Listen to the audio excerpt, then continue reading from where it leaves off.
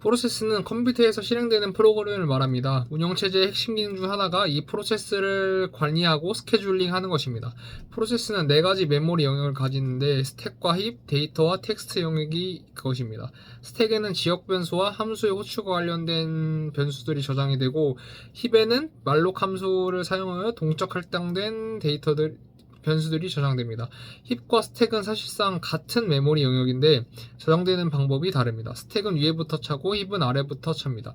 데이터 영역에는 프로그램의 전역 변수와 스태틱 변수들이 저장됩니다. 코드 영역에는 컴파일된 프로그램이 저장이 됩니다. 기계어 코드가 저장됩니다. 실행 파일 같은 그리고 프로세스는 5가지 스테이트를 가지는데, 처음 실행됐을 때가 new state, 실행되기 전에 ready state를 거쳤다가 실행될 때 running state가 되고, IO라든가 여러가지 interrupt를 통해서 ready state가 되었다가 waiting state가 되었다가 그런 입출력이라든가 이런 게 완료되면 다시 waiting state, ready state가 돼서 다시 running state가 돼서 프로세스가 종료될 때까지 실행되고, 종료되면은 익스트 상태로 넘어가서 종료됩니다. 프로세스는 프로세스 블록에 의해서 관리되는데 이를 PCB라고 합니다. PCB는 프로세스의 스테이트와 프로세스 고유의 ID, 그 프로세스가 실행되었을 때의 스택 포인터나 프로세스 카운터라든가 다른 어떤 데이터를 저장한 레지스터들의 정보가 저장이 됩니다. 웨이팅 상태가 되었을 때 다시 실행하기 위해서 저장을 하는 겁니다. 프로세스가 실행되었을 때 레지스터 정보들을 저장했다가 다시 실행할 때 그 정보들을 레지스터에 복구해가지고 그 프로세스를 쭉 실행시킨 겁니다. 이를 디스패치라고 합니다. 이 프로세스는, 그리고 이러한 작업들은 프로세스 스케줄러에 의해서 실행이 됩니다. 프로세스 스케줄러는 우선순위나 다른 여러가지 알고리즘, OS에 의해서 그 프로세스의 실행 순서를 결정합니다. 이 프로세스 스케줄러는 앞서 말했듯이 OS의 핵심 기능 중 하나입니다. 이 프로세스는 리눅스 기준으로 포크라는 시스템 콜을 사용하여 생성할 수 있습니다. 이 포크를 사용한 코딩은 우리가 기존에 공부했던 코딩과는 전혀 다른 결과를 생성합니다. 왜냐하면 포크 함수를 호출할 때 새로운 프로그램에서 그 포크 함수 아래에 있는 그 코드들이 한 번 더 실행이 됩니다. 예를 들어서 포크 함수를 실행하고 아무런 조건 없이 print f를 사용하여서 a라는 문자를 출력하게 한다면, 그대로 프로그램을 실행했을 때 a라는 문자가 2번 출력이 됩니다. 왜냐하면은 포크 함수가 그 포크 함수 아래에 있는 그 프린터 f를 부모 프로세스에서 한번 실행하고 자식 프로세스에서 한 번 더 실행해서 총 2번 프린트 f를 실행하게 되는 겁니다. 이 포크 함수는 반환값을 가지는데, 이 포크 함수가 실행된 프로세스가 자식 프로세스면 1, 부모 프로세스면 0, 그 자식 프로세스가 생성 자체가 되지 않았다면 마이너스 1을 반환합니다. 이 반환값을 사용해가지고 부모 프로세스와 자식 프로세스가 다른 일을 하게 할 수 있습니다. 예를 들어서 포크 함수 실행하고 그 실행 결과를 어떤 PID 함수에 저장을 해놨다가 if 함수를 통해서 그 포크 함수의 반환값이 0이면은 부모 프로세스가 할 일, 1이면은 자식 프로세스가 할 일, 이렇게 나눠가지고 코딩을 한다면 부모 프로세스와 자식 프로세스가 다른 일을 할 수 있게 됩니다. 그것뿐만 아니라 다른 시스템 콜, 예를 EX, EC 같은 시스템 콜을 사용한다면은 별도의 함수를 프로세스로 실행할 수도 있습니다.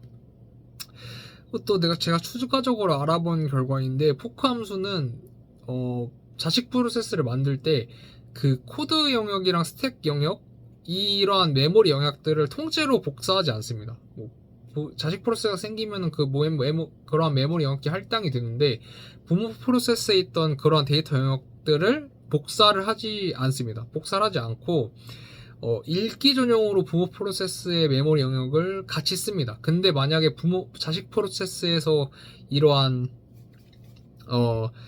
변수를 변경하거나 아니면 새로운 변수를 생성하면, 그때는 이제 자식 프로세스의 데이터라든가 스택이라든가 힙 영역에 그런 변수들이 저장되는 방식입니다. 그렇지 않고는 기본적으로 부모 프로세스의 데이터들을 읽기 전용으로 씁니다. 또 이거에 관한 게 이제 프로세스 통신인데, 프로세스 통신을 IPC라 부릅니다. 아까 설명했던 부모 프로세스와 자식 프로세스에서 읽기 전용으로 건들 수 있다는데, 이건 진정한 통신이 아닙니다. 왜냐면은 자식 프로세스에서 그 변수를 뭐 받아가지고 뭐 어떤 식으로 하려고 할 때, 그때는 새로운 변수가 돼가지고 이게 완전히 같은 변수가 아니게 돼서 어떤 통신에 지장이 생길 수 있기 때문입니다. 그래서 이 프로세스 간의 통신을 하려면은 뭐 여러 가지 방법이 있지만, 첫 번째로는 쉐어드 메모리입니다. 쉐어드 메모리를 선언해가지고 거기에 어떠한 변수를 저장을 하면은 그 변수는 완전히 동일한 변수로서 자식 프로세스든 아니면 뭐 다른 프로세스든 에서 접근할 수 있게 되는 겁니다. 예를 들어 프로세스 1에서 변수 A를 SH인가 쉐어드 메모리에 선언을 하면은 프로세스 2나 아니면 프로세스 1의 자식 프로세스도 이 변수 A에 대해서 뭐 권한을 주냐 안 주냐에 따라 다르겠지만 완전히 같은 변수를 이제 사용할 수 있게 되는 겁니다. 예.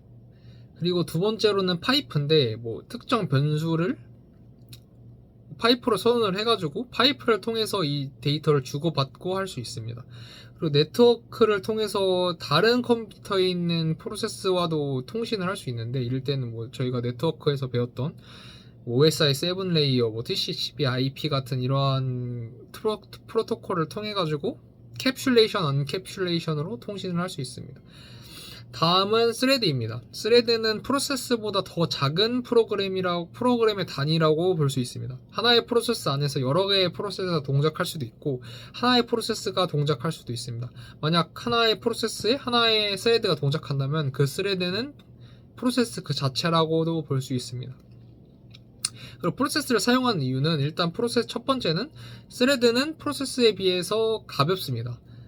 예를 들어서 프로세스는 PCB라는 무거운 스트럭트를 사용해서 프로세스 관리를 하지만, 스레드는 좀 더 가벼운 어떠한 별도의 구조체를 사용하여서 더 가볍게 그 스케줄링을 할 수 있습니다. 하지만 리눅스에서는 스레드와 프로세스를 딱히 구분하지 않고 태스크 스트럭트를 통해서 같이 스케줄링을 합니다. 뭐 어떻게 더 가벼울지 모르겠지만 그 태스크 스트럭트에서도 프로세스보다 스레드가 훨씬 가볍다고 알고 배웠습니다. 그리고 두 번째로는 이 IPC와 관련된 건데, IPC라기보단 그러니까 하나의 프로세스에서 여러 개의 스레드를 사용하는 게, 여러 개의 프로세스를 사용해서 어떤 프로그램을 동작시키는 것보다 훨씬 더 간단합니다. 왜냐면은 하나의 프로세스에서 여러 개의 스레드를 사용한다면은 그 프로세스의 힙, 스택, 뭐 데이터, 코드 이런 영역들은 기본적으로 공유하기 때문에 IPC를 사용할 필요가 없습니다. 하지만 뭐 여러 개의 프로세스로 한다면은 IPC를 통해서 해야겠죠. 뭐 예를 들어 가지고 1부터 100까지 더하는 프로그램을 생각했을 때 스레드 1은 홀수만 더하고, 스레드 2는 짝수만 더하고 해가지고 이런 식으로 병렬적으로 프로그램을 실행시킬 수 있습니다. 뭐 이거를 프로세스를 두 개를 사용해서 물론 할 수도 있겠지만, 그렇게 되면은 프로세스 A에서 계산한 결과와 프로세스 B에서 계산한 결과를 뭐 파이프라든가 아니면 SHM을 통해서 이제 통신을 통해 가지고 이거를 합쳐야 하기 때문에 스레드를 사용하는 것보다 훨씬 복잡합니다. 그래서 스레드를 사용하는 것이 뭐 자원 절약 측면에서라든가 더 효과적일 수 있습니다. 하지만 이 멀티 스레드를 사용하려면은 이게 하드웨어가 지원을 해야 합니다. 뭐 예를 들어 인텔의 뭐 하이퍼 스레딩이라든가 뭐 이런 식으로 복수의 스레드를 사용할 수 있는 그런 환경이 조성이 되어야 됩니다. 그렇지 않으면 오히려 성능이 떨어질 수 있습니다. 왜냐하면 하나의 코어로 여러 개의 스레드를 돌리면은 결국에는 이게 그거를 나누어 가지고 해야 되기 때문에, 어쨌든 하나 코어가 여러 개의 스레드를 돌리는 것은 병렬적인 뭔가를 할 때는 뭐 필요할 수도 있겠지만 기본적으로 효율이 떨어집니다. 그래서 성능이 별로 더 안 좋을 수 있습니다.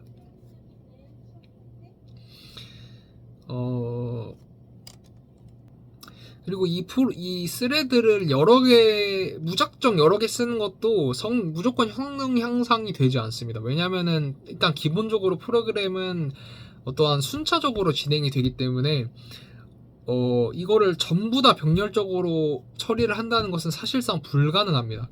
그렇기 때문에 뭐 예를 들어 뭐 100개의 스레드를 사용해가지고 프로그램을 돌린다 하더라도 어느 부분에서는 이게 순차적으로 진행이 돼야 하기 때문에 무한정 성능이 좋아지지 않습니다. 그래서 이게 뭐 로그 함수라든가 뭐 이런 식으로 스레드가 어느 지점까지 스레드의 수를 늘려도 성능 향상이 되지만 어느 시점부터는 이게